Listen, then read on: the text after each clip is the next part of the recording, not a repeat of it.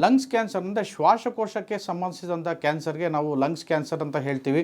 ಯಾಕಂದರೆ ಶ್ವಾಸಕೋಶಕ್ಕೆ ಕ್ಯಾನ್ಸರ್ ಬರೋದಕ್ಕೆ ಮುಖ್ಯವಾದ ಕಾರಣ ಮೇನ್ ಸ್ಮೋಕಿಂಗ್. ಯಾಕಂದರೆ ಈಗಾಗಲೇ ನಾವು ಸಾಕಷ್ಟು ಕಡೆ ಎಲ್ಲ ಅವೇರ್ನೆಸ್ಗಳನ್ನು ಕೂಡ ಕ್ರಿಯೇಟ್ ಮಾಡಿದ್ದೀವಿ. ಸ್ಮೋಕಿಂಗ್ ಜಾಸ್ತಿ ಆಗೋದ್ರಿಂದ ಶ್ವಾಸಕೋಶದ ಕ್ಯಾನ್ಸರ್ ಬರ್ತಕ್ಕಂಥ ಚಾನ್ಸಸ್ ಜಾಸ್ತಿ ಇದೆ. ಇದರ ಜೊತೆಗೆ ಜೀನ್ಸ್, ಹೆರಿಡಿಟ್ರಿ ಇದರಿಂದನೂ ಕೂಡ ಲಂಗ್ಸ್ ಕ್ಯಾನ್ಸರ್ ಬರ್ಬೋದು. ಸೊ ಹಾಗೆ ನಾವು ಈಗ ಯಾವ ಇದರಲ್ಲಿ ಕೆಲಸ ಮಾಡ್ತೀವಿ ಅನ್ನೋದು, ಪೊಲ್ಯೂಷನ್ ಇರ್ಬೋದು, ಅಥವಾ ಎಲ್ಲಿ ತುಂಬ ಹೊಗೆಯನ್ನು ಜಾಸ್ತಿ ನಾವೆಲ್ಲಿ ಇನ್ಹೇಲ್ ಮಾಡ್ತೀವಿ, ಅಥವಾ ಈ ಕೆಮಿಕಲ್ಸ್ ಇರ್ಬೋದು.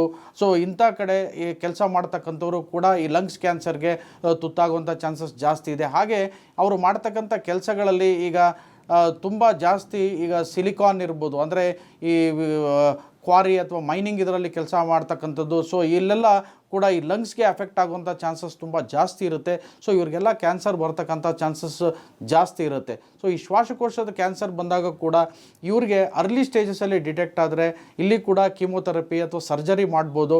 ಸೊ ಇದರಲ್ಲಿ ನಾವು ಎಕ್ಸ್ರೇ ಅಥವಾ ಸ್ಕ್ಯಾನ್ಗಳು, CT ಸ್ಕ್ಯಾನ್ಗಳು ಮಾಡಿ ನಾವು ಕ್ಯಾನ್ಸರ್ನ ಪತ್ತೆ ಹಚ್ಬೋದು. ಇದರ ಜೊತೆಗೆ ಲವಾಜ್ ಅಂತ ಹೇಳ್ತೀವಿ, ಬ್ರಾಂಕೋ ಅಲ್ವೆಲ್ಲರ್ ಲವಾಜ್ ಮಾಡಿ ಅಥವಾ ಬಯಾಪ್ಸಿ ಮಾಡಿ ನಾವು ಕ್ಯಾನ್ಸರನ್ನು ಪತ್ತೆ ಮಾಡ್ಬೋದು. ಇದಕ್ಕೆ ಅರ್ಲಿ ಸ್ಟೇಜಸಲ್ಲಿ ಇದ್ದಾಗ ಕೀಮೋಥೆರಪಿ ಮತ್ತು ರೇಡಿಯೋಥೆರಪಿ ಮಾಡಿ ನಾವು ಟ್ರೀಟ್ಮೆಂಟನ್ನು ಮಾಡ್ಬೋದು. ಸೊ ಸರ್ಜಿಕಲ್ ಮ್ಯಾನೇಜ್ಮೆಂಟ್ ಕೂಡ ಅರ್ಲಿ ಸ್ಟೇಜಸಲ್ಲಿ ಇದ್ದಾಗ ನಾವು ಅದನ್ನು ರಿಸೆಕ್ಷನ್ ಮಾಡೋದ್ರಿಂದ, ಆ ಭಾಗವನ್ನು, ಕ್ಯಾನ್ಸರಸ್ ಭಾಗವನ್ನು ತೆಗೆಯೋದ್ರಿಂದ ಕೂಡ ನಾವು ಕ್ಯಾನ್ಸರನ್ನು ತಡೆಗಟ್ಬೋದು.